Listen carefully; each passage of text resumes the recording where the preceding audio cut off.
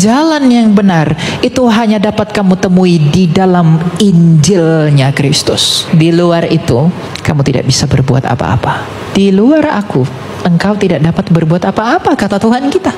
Benar. Karena apa yang bisa kau mau perbuat di luar Dia? Nabi-nabi lain mengatakan bahwa percayalah kepadaku agar engkau hidup, tapi dia sendiri mati. Yang lain berkata, datanglah kepadaku, aku akan memberikanmu hal-hal seperti ini, tapi dia sendiri mati. Tapi Kristus berkata, percayalah kepadaku karena engkau akan memperoleh hidup.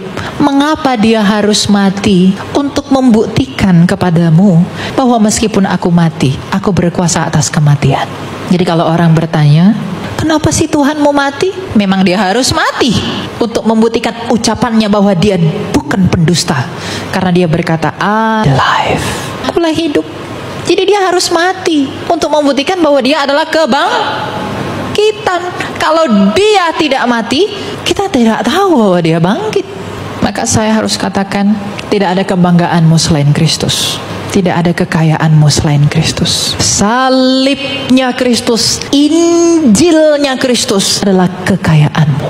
Di luar itu, kamu tidak bisa berbuat apa-apa. Maka kalau engkau sudah mengerti bahwa mengapa engkau harus tetap dan setia di dalam Injil, engkau sudah mengerti bahwa engkau harus setia di dalam perkenanan Allah, maka peganglah teguh iman itu.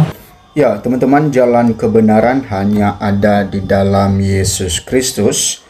Dan apalagi pada hari ini bertepatan ya kenaikan Yesus Kristus ke surga setelah dia mati dan bangkit, dan setelah itu naik ke surga yang kita peringatkan hari ini.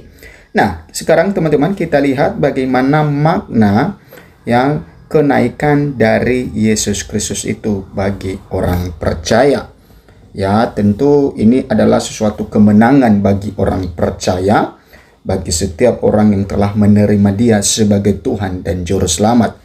Nah, teman-teman, peristiwa kenaikan Yesus Kristus itu ke surga adalah sebagai momen penting dalam tradisi Kristen yang memiliki banyak makna teologis dan juga sebagai spiritual bagi umat percaya.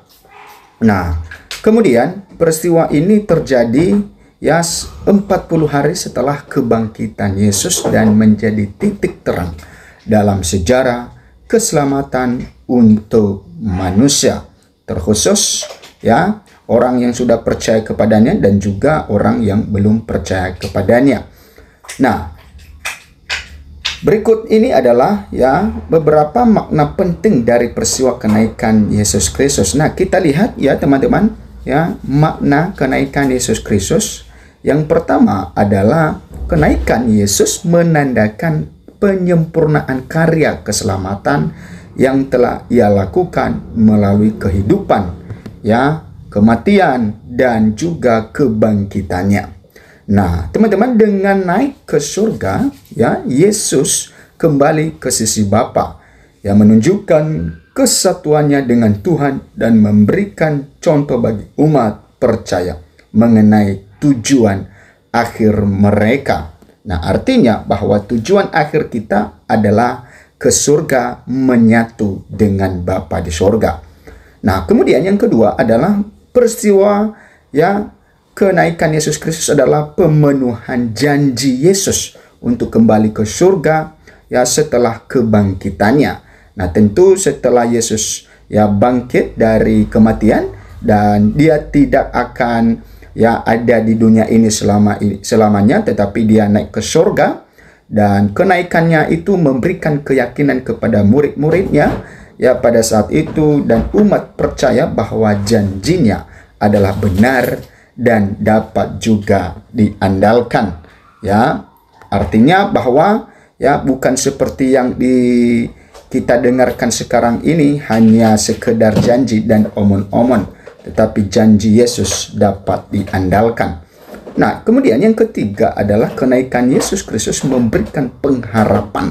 Ya, memberikan pengharapan bagi umat Kristiani dan orang yang percaya kepadanya akan kebangkitan mereka sendiri di masa depan. Artinya bahwa dengan kita percaya kepada Yesus, maka kita memiliki pengharapan ketika sudah kita mati dan akan bangkit dan akan naik ke sorga. Yesus menunjukkan jalan menuju kehidupan kekal dan menyatakan bahwa mereka yang mengikutnya akan mengalami kebangkitan dan juga kehidupan bersamanya di sorga nantinya. Kemudian yang keempat adalah sebelum naik ke sorga, teman-teman, Yesus memberikan amanat kepada murid-muridnya untuk pergi ke seluruh dunia dan memberitakan Injil. Pengutusan ini memberikan tujuan dan misi yang jelas bagi gereja untuk terus melanjutkan karya Yesus di bumi.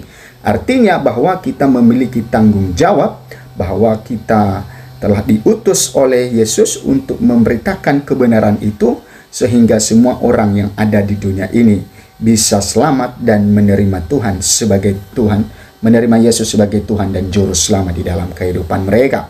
Akhirnya bahwa kenaikan Yesus membuka jalan bagi kedatangan Roh Kudus pada akhir hari Pentakosta. Roh Kudus menjadi penolong, penghibur, dan juga pemandu bagi umat percaya setelah kepergian Yesus. Kehadiran Roh Kudus memungkinkan gereja untuk berkembang, ya, dan juga melaksanakan misi yang diberikan oleh Yesus.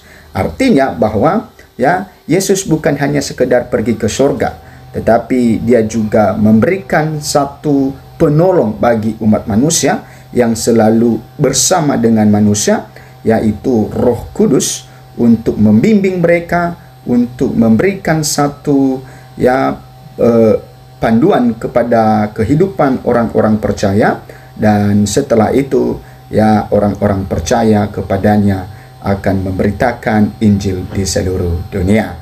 Ya, semoga ini bisa memberkati kita semua. Tuhan Yesus memberkati.